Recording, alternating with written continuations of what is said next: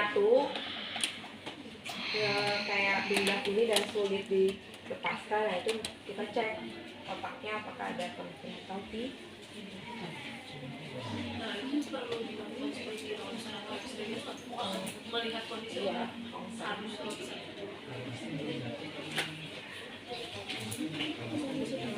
jadi normalnya memang ada solusi.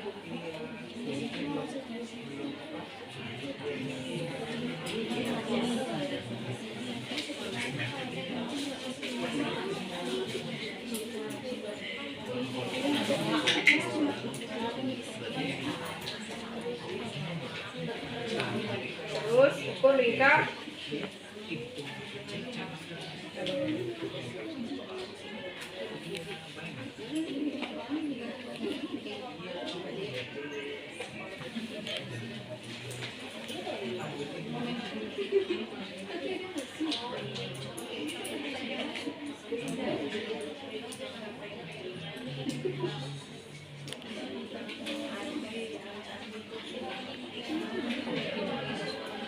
Nah sekarang kita ukur lingkar ke bawah. Nah kalau ukur lingkar kepala berarti dari atas alis sampai ke oksi.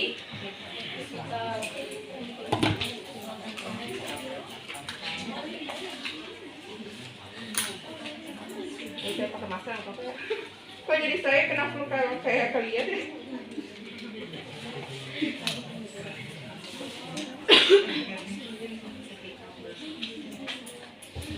Di atas apa alis ya.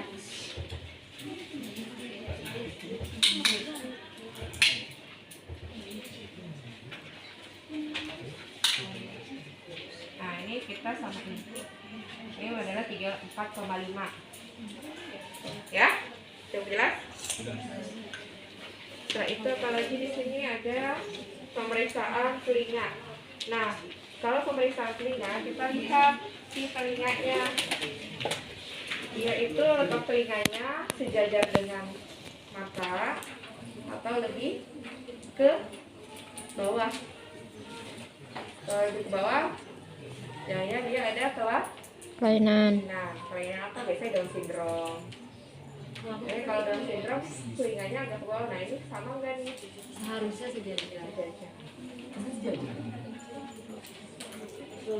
sama daun yang atas ini. Terus periksa lubang telinganya. Kita cek lubang telinga. Nah, ya, harusnya pakai ini ya. Bukan ada alat apa sih namanya untuk pemeriksaan telinga di KMB kemarin, ada nggak alat pemeriksaan telinga? Enggak.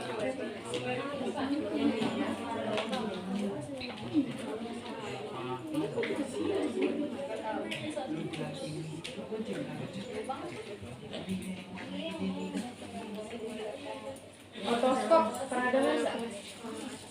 Otoskop kayak gini. Alatnya untuk melihat gendang telinga kita kotor atau enggak, kemerahan atau enggak, ya. Habis itu ada lagi kebersihan dan adanya cairan atau enggak cairan di telinganya. Kenapa kita melihat cairan di telinga? Untuk melihat apa? Mengetahui apa?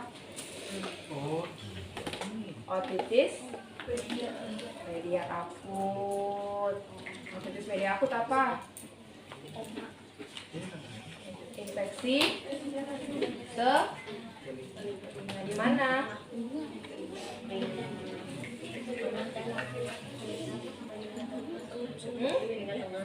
Telinga? Nah, dia sampai ada peradangan doang di gendang telinga atau ada cairan yang keluar. Ya? Terus periksa mata itu secara infeksi, adanya tanda infeksi, terus ada sekret atau enggak. Nah kalau ada sekret, misalkan kita tanya kayak kemarin ya, pas pijat bayi, apakah setiap pagi dia ada sekretnya atau berair terus matanya, gitu. Kita tanyakan ke ibunya. Sambil dilihat konjung. Nah bola matanya ada nystagmus atau strabismus, itu mata juling ya. Hmm. Sama nggak sih bola matanya? Ya. Terus jarak antara mata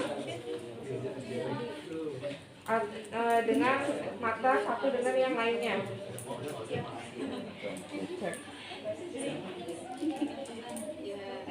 Habis itu periksa hidung dan mulut, yaitu lubang hidung. Nah ini kita cek gini aja ya, pakai pen light ya.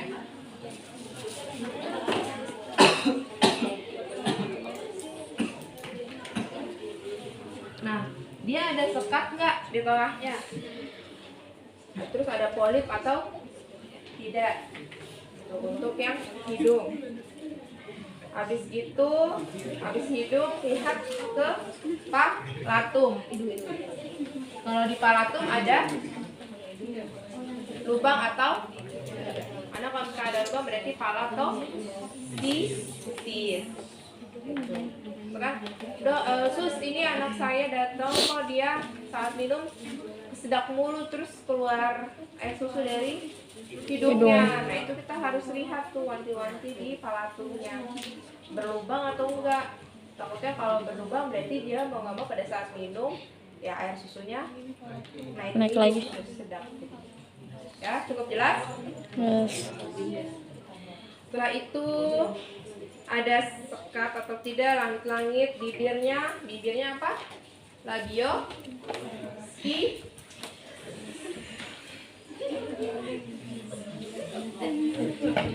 Aduh, udah belum sih belajar palatoskisis, labioskisis?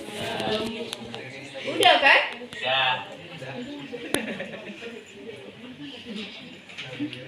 Labioskisis yang Sumbing. Itu sambil kita cek refleks hisapnya diapain kalau refleks hisap? Saking. Ya? Saking. Kalau refleks meroti?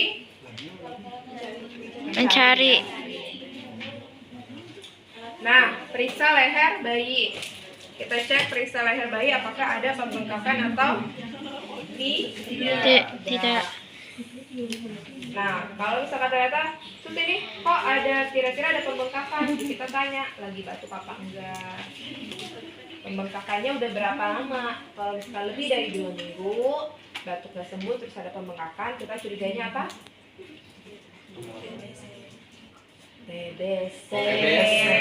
Apalagi kalau pada anak-anak tuh kelenjarnya bengkak, kita cek. Nih, ada dulu leher, ada besaran kelenjar atau enggak, sambil kita lihat di kelenjar kening ya, yang di belakang. Tiga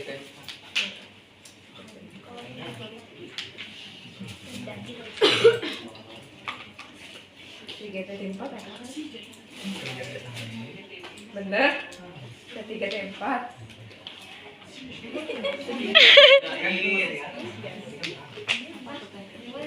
Ketiga tempat kelenjar getah bening. Kok jadi awkward sih? Itu bukannya yang tiroidnya. Itu tiroid jahit.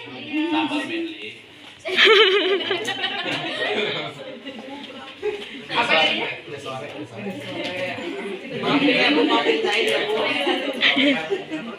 Kalau Bu Suryati panggilnya sakit. Kok tahu, Bu? Kok tahu, Bu? Tadi saya nanya, Bu udah selesai MTBS dari sudah, yang aktif harus Said. Bener Bu, bener. Said.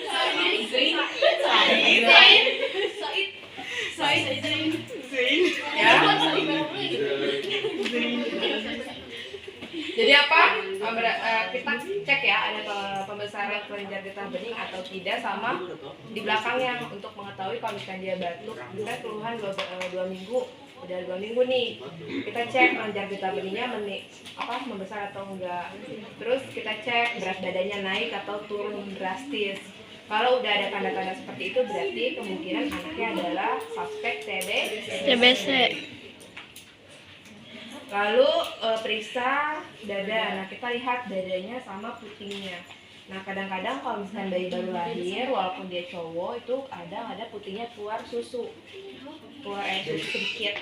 Itu bawaan dari hormon ibunya. Nah, itu nggak usah diapa-apain, nggak usah dipecet-pecet. Dia akan keserap sendiri oleh ibunya. Si jahit.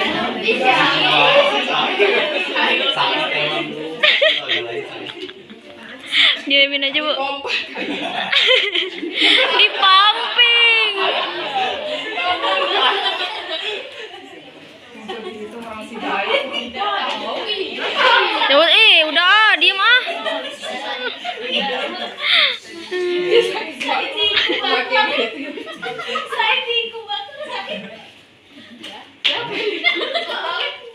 Nggak boleh lanjut tuh. Dia kesini. Hah? Oh. Katanya Said mau pumping. Buat di sini, pumping di sini. Oh, saya kuat kalau saya ngeliat Remedia lagi gitu.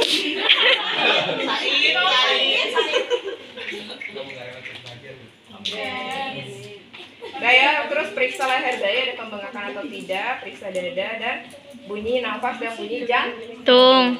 Nah, kalau pada bayi ini kelihatan nih, bunyi jantung kemarin di mana Aisyah? Belum. Di sini saya. Di aorta pulmonal. Ya, ICS berapa? ICS 2. ICS 2 kiri. 4. Di ICS 5 mid clavikula. Clavikula kan? Itu adalah Mitral. Nah, ini kadang-kadang kalau misalkan pada anak, apalagi bayi yang dengan PJP itu kedengeran tuh suara murmurnya. Murmur tuh kayak suara gitu loh. Lup, duk, lup, duk. Kayak desiran air ya. Kan karena ada lubang ya. Terus tarikan dada saat bernafas, bunyi nafas ya, dicek ya. Semua lapang. Lalu periksa bahu. Ini sebenarnya udah seperti pemeriksaan ya. Bedanya kalau pada bayi dilakukannya kalau untuk pengecekan nadi nafas 1 menit. Kalau dewasa kan 15 detik terus dikali 4 ya. Kalau bayi nggak boleh, atau dia anak. Terutama bayi. Kalau bayi takutnya apa? Kan masih ada periode apne.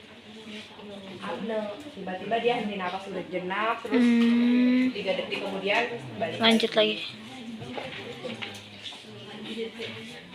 Nah, terus kita cek lagi, periksa bahu, lengan dan tangan, perhatikan gerakan dan kelengkapan. Nah, kalau pada bayi berarti kita cek bahunya itu ada fraktur atau tidak. Tuh, ya. Nah, periksa adanya apakah ada kelainan pada tangan, polidaktili, sindaktili, kayak misalkan ada penambahan ya jari di tangannya. Terus refleks menggenggamnya kita pakai gini ya, dipegang di lapang tangannya, dia menggenggam atau Tidak. Nah, kalau refleks motor berarti kita tepuk tangan. Kaget nggak? Tapi jangan di telinganya. Kalau kalian kan biasanya gini ya. Nah, itu.